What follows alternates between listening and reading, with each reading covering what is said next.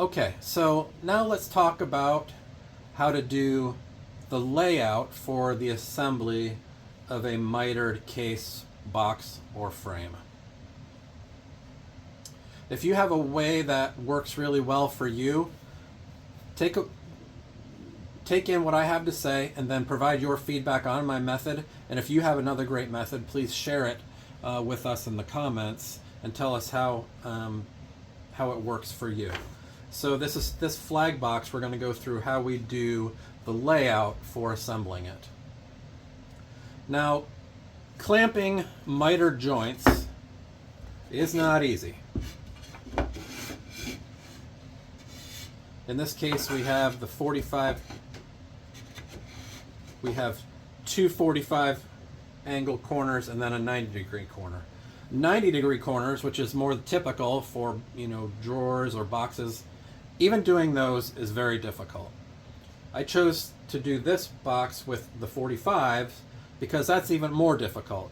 And I wanted to go over with you some different ways in which I have found that work really well. So when you're gluing and clamping these up, if just one single corner gets misaligned, it's going to have a compounding effect with the geometry of the entire box and will affect all the rest of the joints. So all of them will then be out by the amount that one corner is out. So it's imperative that we get them all right. So along with having very precise cuts to get a good surface, we have to make sure that when we assemble it, everything stays as it should. And so we're going to talk about the clamping, and so how do you clamp a 90-degree corner, or even more difficult, how do you clamp a 45-degree corner? You don't have two parallel faces to clamp together. So how do you do it? And how do you do it so that things don't slide around?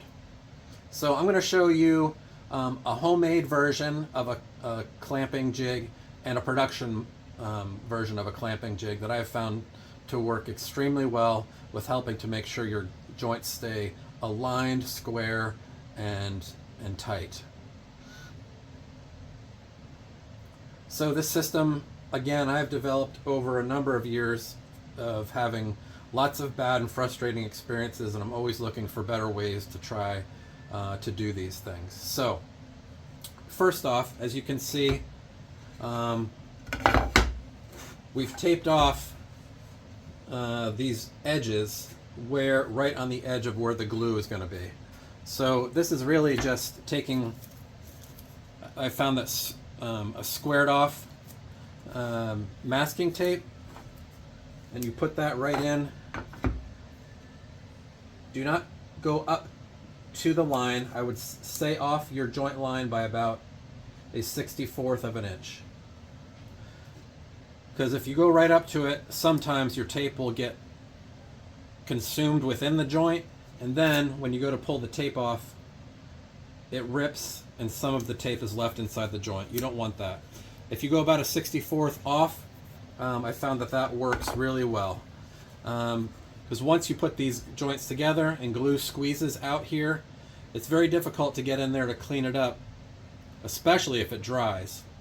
So this will allow you to put everything together, clamp it up, and then you can come back and peel the tape off while the glue is still wet, and then you'll have very clean lines with no glue interfering with your joinery or the way your case looks at all. So tape off especially these internal edges. You notice I didn't tape off the outside edges, and that's because those are going to be exposed. They're going to be easy to get to. So once we clamp it up, we can just take a wet rag and wipe the glue off, no problem, on the outside. It's these inside ones that get a little bit more tricky.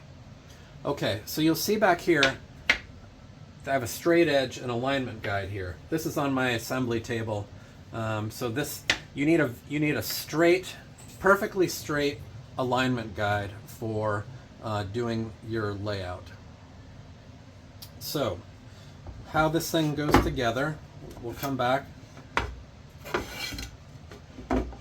This is its finished configuration. So what we're going to do is we're going to make sure that we're going to lay these out flat in kind of an exploded view.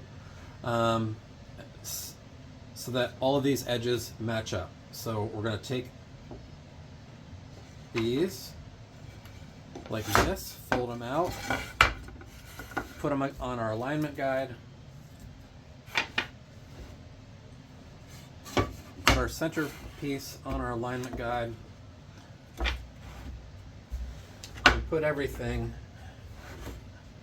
end to end. It's very important that everything is lined up perfectly straight. That's why we have this alignment guide right here. Everything has to be perfectly lined up straight. Now, when we push these together, this should just feel like a single surface.